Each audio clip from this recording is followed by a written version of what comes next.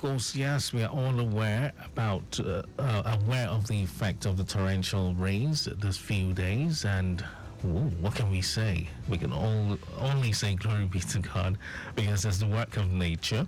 But then there's one thing that's very crucial, especially when it comes to the rainy season. Yes, and that is making sure that our environment is kept under normalcy. What do I mean by that? Now, when it rains, especially in most parts of Nigeria, we do experience what we call flooding, which is something we've been talking about on a daily basis, especially on this station. We have, radio adverts, radio jingles, talking about flooding and its effects in our, country. Talking about flooding and its negative effects in Lagos State. Now, the truth about flooding is that flooding is as a result of our activities on the environment. Yes, and of course, let's not rule out the fact that the rain can be excessive. It may rain cats and dogs, but then some level of flooding might be experienced, but it's not meant to last so long, owing to the fact that some basic infrastructures or amenities have been put in place in order to avert this flooding. Yes, excessive rainwater on our streets. But at the same time, we also have a role to play in order to make this happen. One is making sure that our environment is kept clean, most especially the drainage channels. Now, these drainage channels are some of the basic infrastructures in which government has put in place, in which the town planners have, mapped out in order to ensure that water is transported to the canal or wherever it's meant to go. But what then happens if we do not take care of this drainage systems? The drainage systems could include your gutters, the ones of your homes, or even on the streets. The canals most importantly suffer a huge, in quote, humiliation. Let's put it that way, and that's the way I can explain it, because for you to come out of your homes and offload a sack of garbage into that canal, what are you doing? You're doing something which is detrimental to you, and it poses a threat to not just you, but to every other person around you living in that environment, including those who do not, dispose waste into that canal, including those who do the right thing. So today we're here to talk about flooding and how we can avert this, because we're in the rainy season. Yes, it's been raining for days now. In some places, light showers. And this few days, it's been quite heavy and persistent. We call it torrential rains. And, what did you see? Flooding here and there. But the government, through NORMA and the Ministry of Environment, has come up to say, hey, let's do our part. The government can only do as much as it can, but the rest lies on us as tenement, as residents that live in that environment. We have a basic role to play. We need to understand this, and that's why we're back on the program this morning to preach that to you once more. It's very crucial, especially during this rainy season that we are in. Of course, the rainy season is upon us. We can't rule that out. So it is important to ensure that our waste is disposed of properly to prevent flooding and the spread of diseases. Let's also rule out the fact that last week we talked about cholera, preventing the spread of cholera. So combine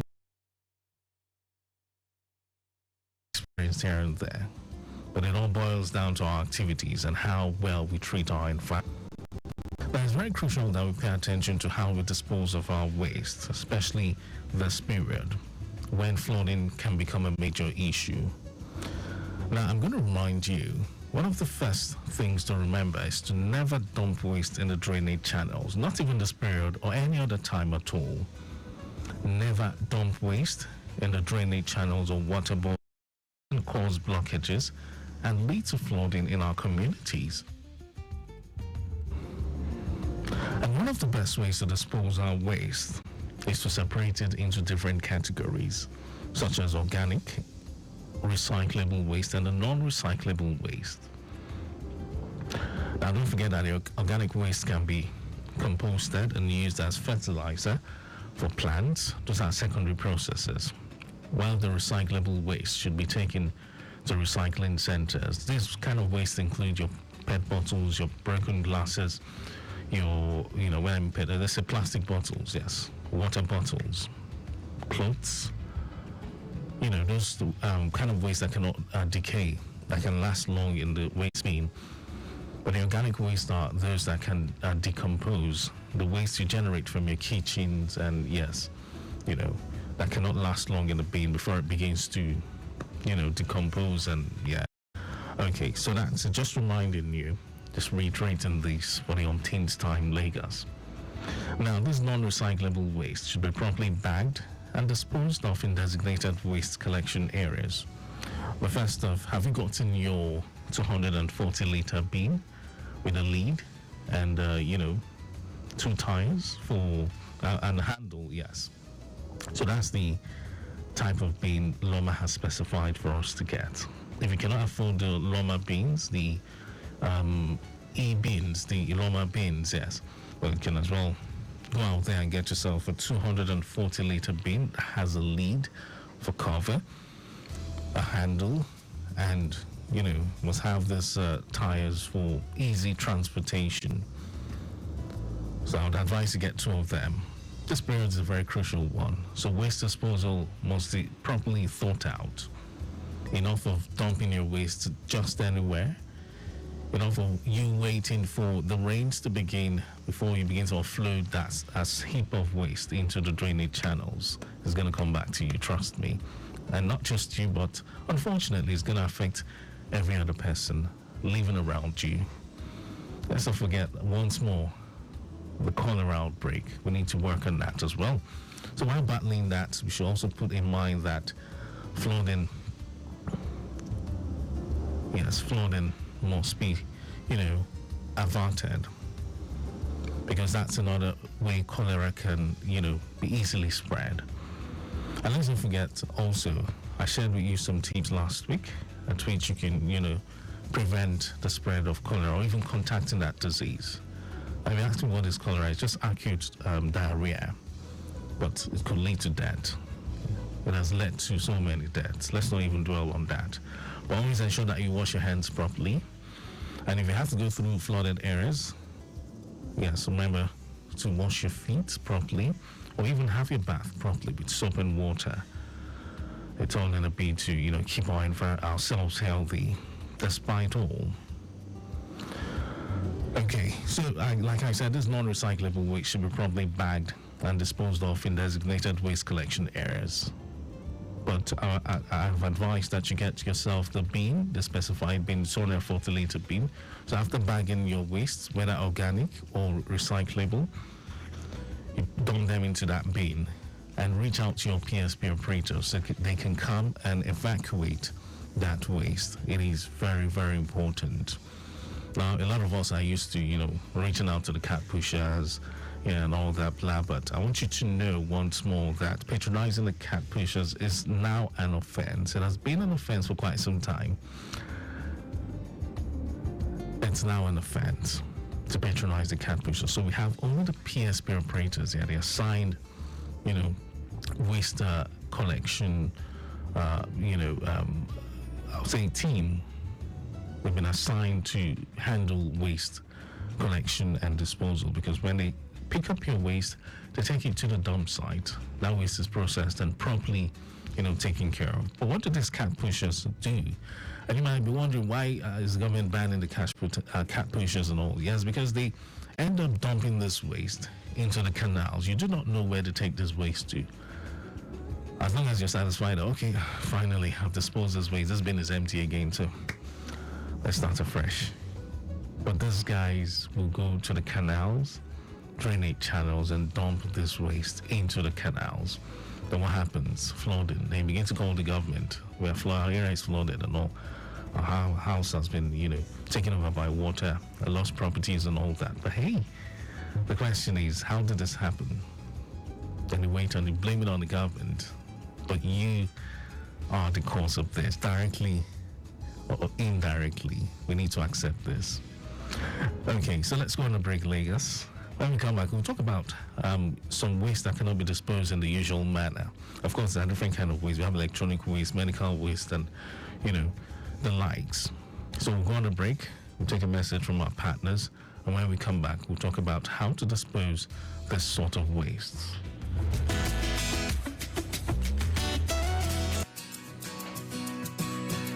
I need you.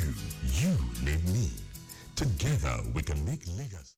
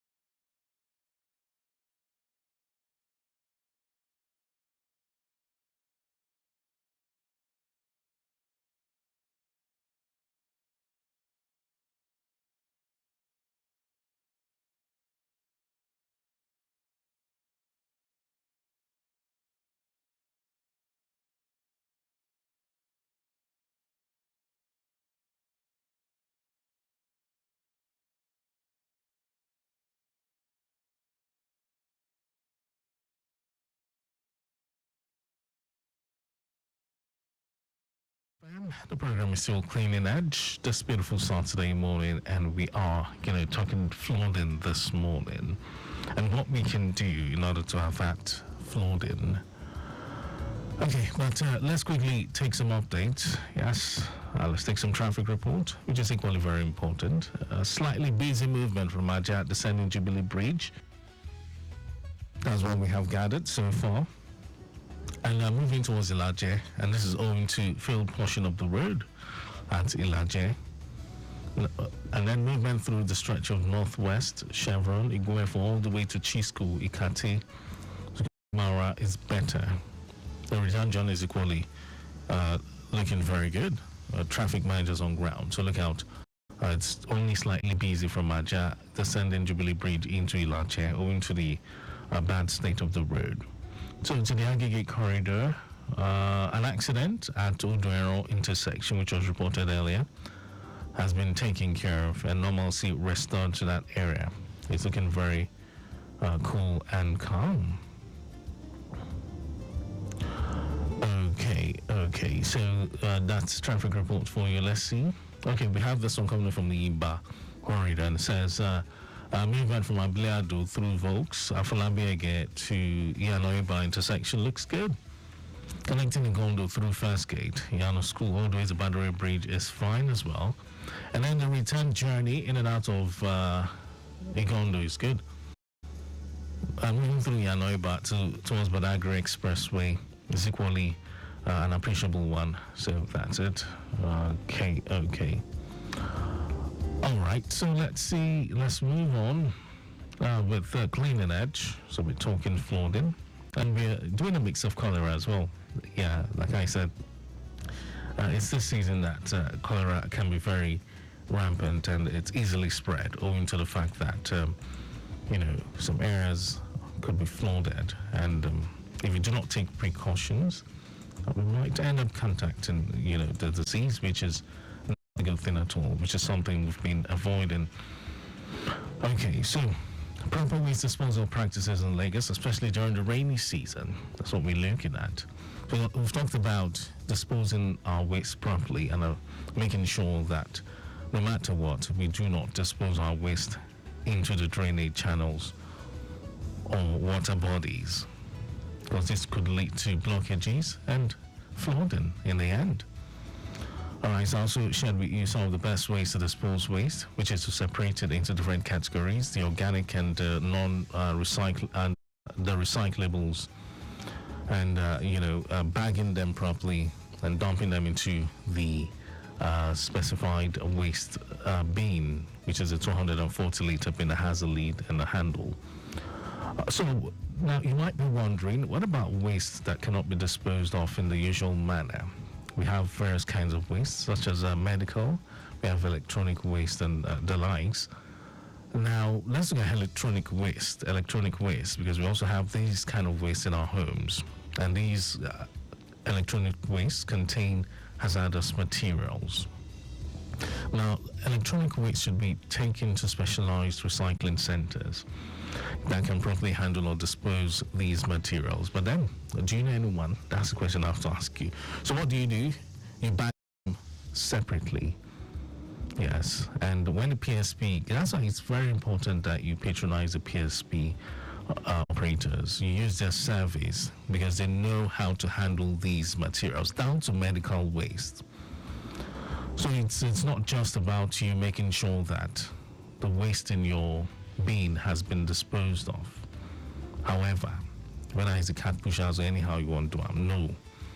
The PSP operators are your sure bets. That's why government has approved them, because they know where to take this waste to. You don't just dispose your waste anyhow.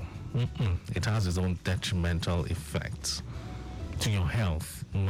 Yes, it gets back to you health-wise, and it can be very detrimental.